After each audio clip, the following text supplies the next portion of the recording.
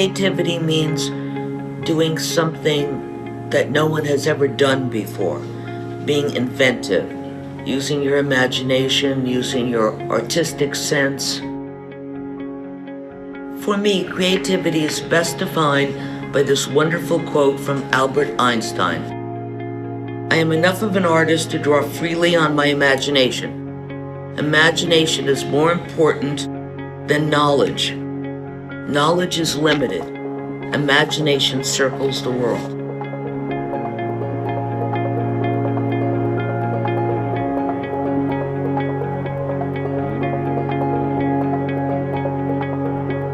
I had wonderful parents. My father mostly was very encouraging to me. He told me, Donna, this was when I was 7 years old, any little boy sitting to your left is no smarter than you are. And any little boy sitting to your right is certainly no smarter. You're just as smart, maybe smarter. Never forget that all your life. He always instilled such confidence in me. My mother had a different theory that, it didn't have a lot of money. She said, I want you to marry a doctor or a lawyer and take up typing when you go to school. And I said, well, I'm certainly not going to do that, Mom. They were very encouraging no matter what. And it does make you, feel like you can do anything. That made me an overachiever right off the bat. I got a free scholarship to go to Rochester Institute. It was great. Photography was wonderful. Painting was hilarious. My teacher who taught figure drawing said, you're C-ish. C-ish? That what destroyed me. I can't be C-ish, I'm A-ish. I said, I'll be a graphic designer. That'll work. So I had a whole portfolio, pounding the pavement in New York City, no job as a graphic designer. Nobody was interested. So I heard of an opening at Ogilvy and Mather, and that's when I fell in love with advertising. I said, this is great, and I can do this. I was 22. And I went to Woodstock.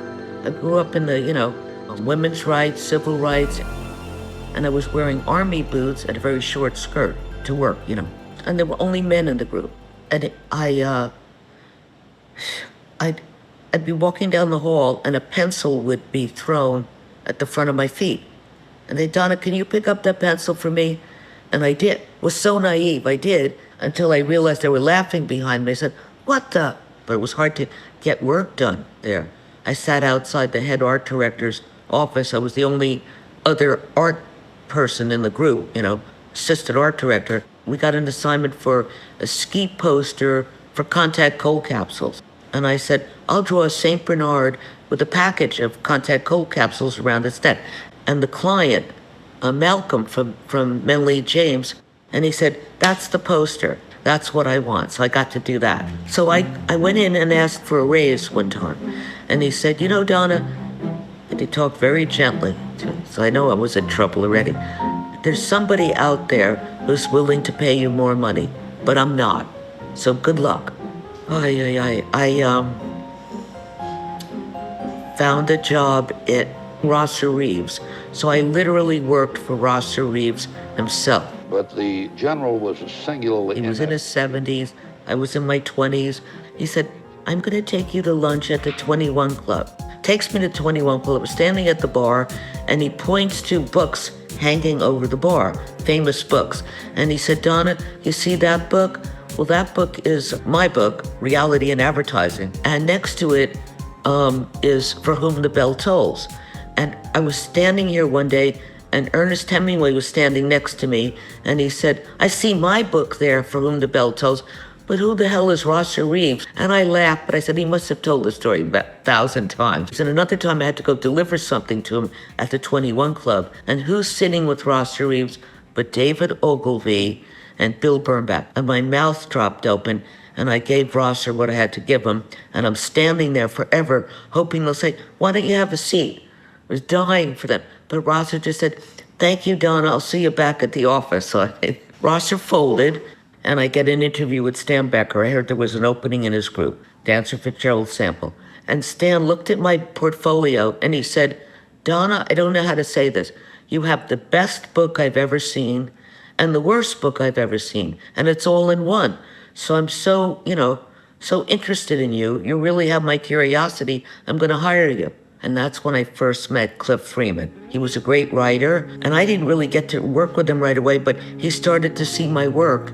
And he said, you and I will be working together. It's only temporary until I find someone up to my level, but we'll work together. And we worked together for like 10 or 12 years, and it was a joy. He got me, I got him. He was a great guy to work for and with, It was really wonderful. Cliff Freeman and Partners really started as just a glorified group at Saatchi & Saatchi, and I think the reasoning was they were going after other fast foods, and we were working on Wendy's, and they felt they could separate it by not having a conflict of interest. Cliff would looked at the strategy that Wendy's had more beef. When you drive to Wendy's and order a single, you get more beef than the Whopper or the Big Mac. He loved the strategy, and he said, Donna, I want you to work on this with me. It certainly is a big bun. It's a very big bun. Big, fluffy bun. It's a very big, fluffy bun. Where's the beef? Some hamburger places give you a lot less beef on a lot of bun. Where's the beef? If it wasn't for Clara Peller, we wouldn't have had Where's the Beef. It's not every day someone's grandmother becomes a national superstar overnight. But Clara says she's having the time of her life. Oh, yes. It's fun. Is it fun being famous? Oh, yes. Very funny. People... Oh, lots of fun. Clara Peller, someone you should know. All the commercials we did for Wendy's goes on and on.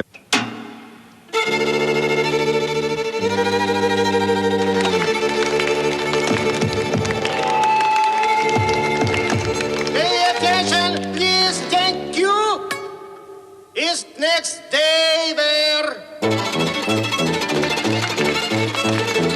Really nice. Is next evening there? Very nice. Having no choice is no fun. That's why at Wendy's, every hamburger isn't dressed the same. You'll get your choice of fresh toppings, fresh tomatoes, fresh lettuce, fresh onions, cheese, bacon, and more. Having a choice is better than not. Is next swimwear?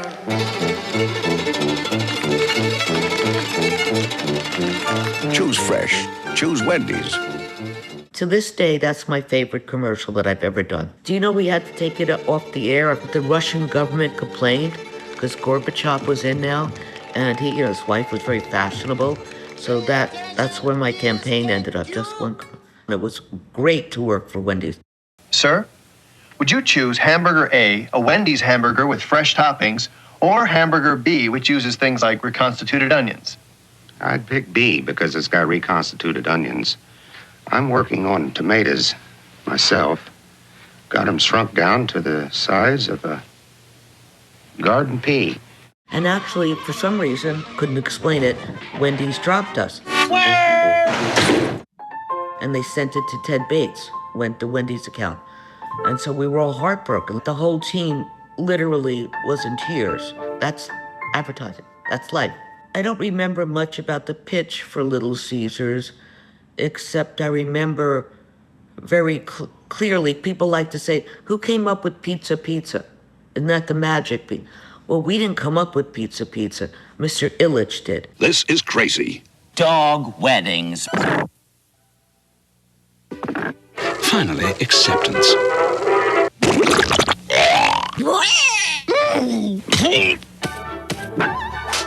Stay! No, bad dog. Bad dog. Oh, you're all bad dogs. Good dog. This is crazy. The conga line.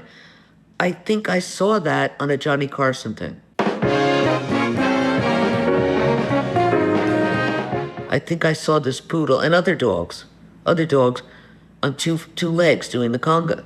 I said, that's amazing. How did they get the dog to do that? And I said, okay, I have it. Party. Enough food to turn any family meal into a party.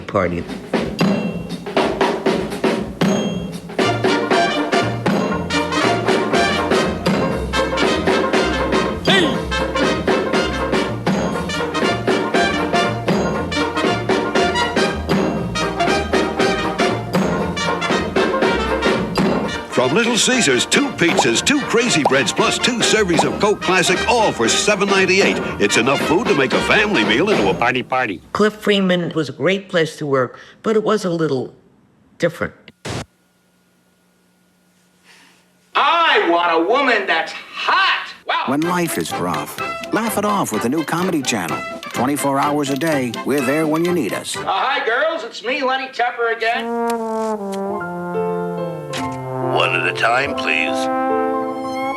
Need new housewares? Come to Hill's Housewares Fair. So if you like nuts, you'll love Cluster cereal. Ted Sands saw my work, and he hired me at BBDO, which was fantastic. I was sad to leave Cliff and Little Caesars, but I was happy to have the chance to work on Pepsi and Super Bowl spots. First spot was for Pepsi International, The Boy in the Bottle.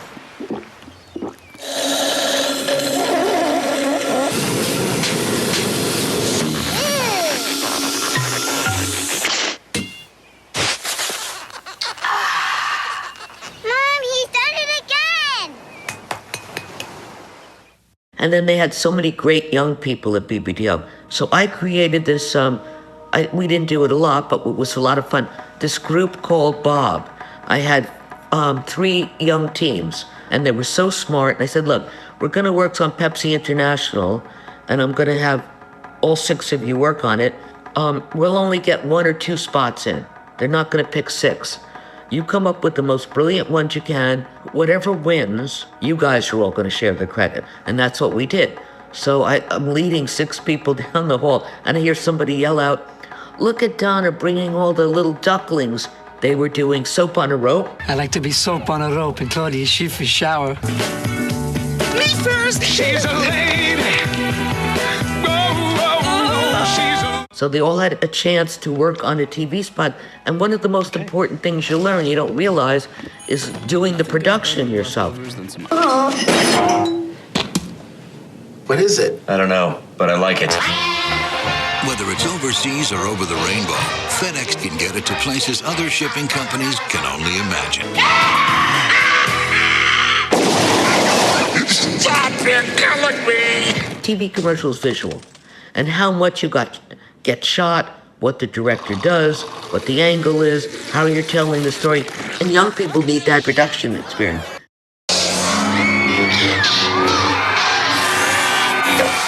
Great effects, man. Yeah. What I think would inspire young people today about advertising, it is just, it's like getting paid for having fun. It's artistic, you're using your imagination, you're creating things that have never been created before. It's the most wonderful job you could ever have. It's art. I've heard many times, Donna, you're always think outside the box. Can you just think inside the box for once in your life? And I said, I don't know, I'll try. I don't think so.